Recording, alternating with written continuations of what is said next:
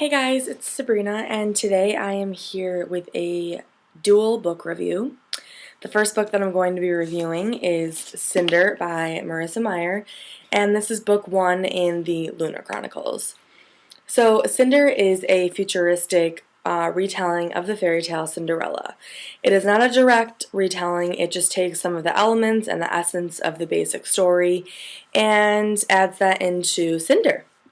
So, Cinder follows a teenage girl named Cinder, and she is part cyborg. She has a lot more about her story as the book goes on. You learn a lot more. She currently lives with her stepmother and her two stepsisters. She gets along with the youngest stepsister, Peony, and there's some unfortunate events that happen, and throughout this novel you kind of learn that there's a plague, and it's throughout all of Earth, and there is a country on the moon, and they're called the Lunars, and they are from Luna.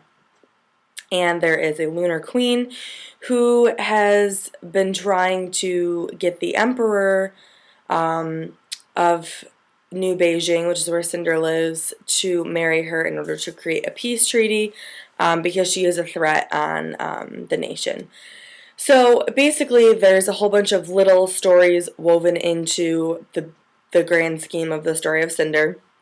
Cinder is a mechanic, and she is the best mechanic in New Beijing. And it is New Beijing because there was a war, I believe they call it World War III, where Beijing was destroyed, and it's now New Beijing. And there's like the United States, but it's not called that anymore. I think it's called the Republic. And then there is still like England and Africa and stuff like that, but all the African nations have joined together. So it's kind of,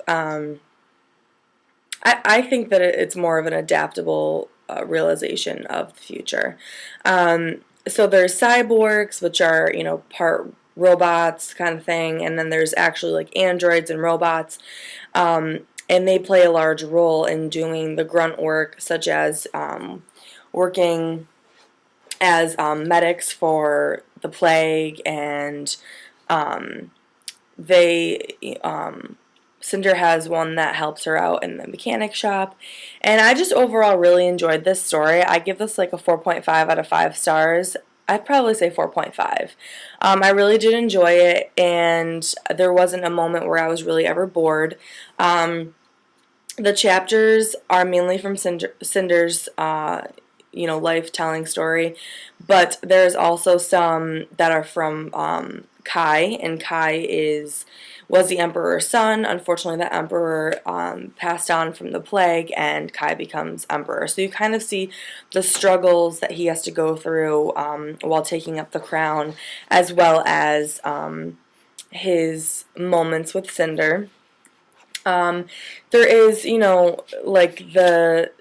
she went to like a ball, and her cyborg foot fell off, so kind of like going to the ball with the prince, and her glass slipper falls off, so that kind of stuff. And she has a wicked stepmother and two stepsisters, and her father passed away, so like those elements are still very much present in the book.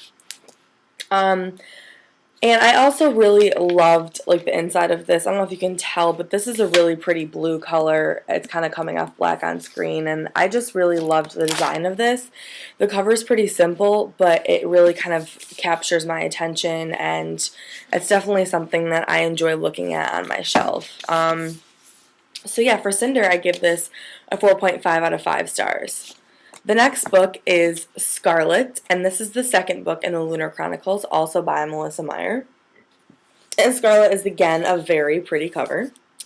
This book covers Scarlet's story, and Scarlet is a fairy tale retelling of Little Red Riding Hood.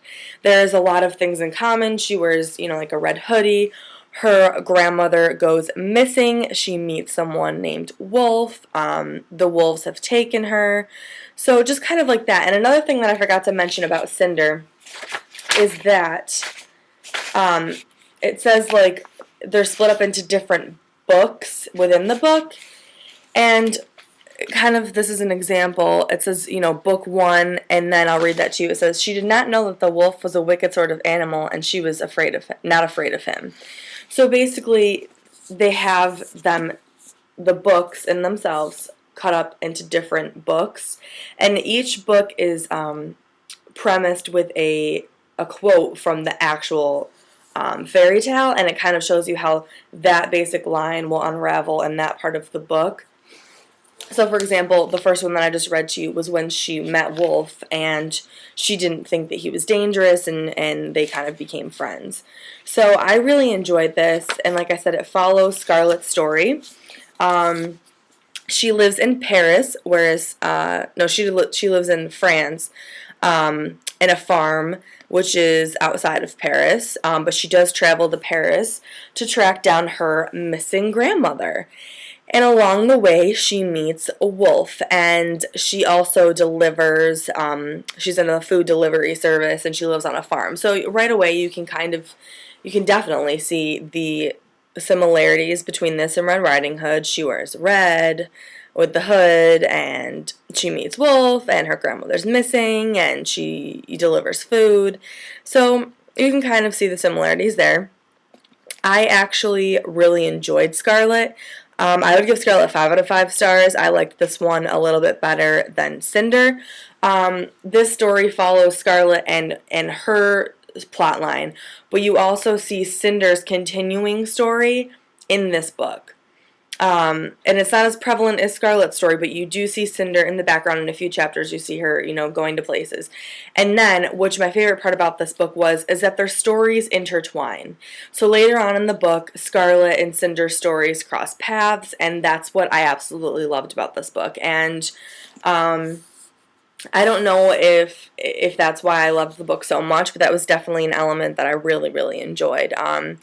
So I know that I believe Cinder's book her character will be going out throughout the other 2 books in the series, but from what I've gathered from reading Scarlet, I think is that these characters are going to, the next book's called Cress, I think, yeah, Cress, and it's going to be released in 2014, so I'm assuming what's going to happen is that Cinder and Scarlet are going to continue on with their story while Cress starts, and you hear Cress's, you know, plot line, but they're all going to be interwoven, and then in the last book, which is Winter, released in 2015, they should all cross paths and then somehow manage to work themselves out.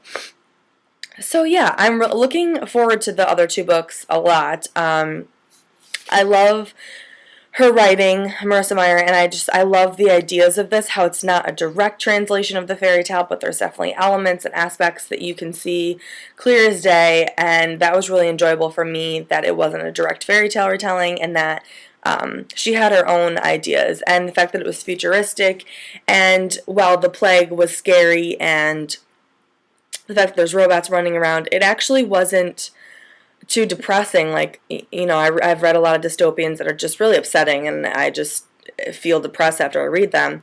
Not that they're not good books, but the way that they portrayed the world turning out is just very scary.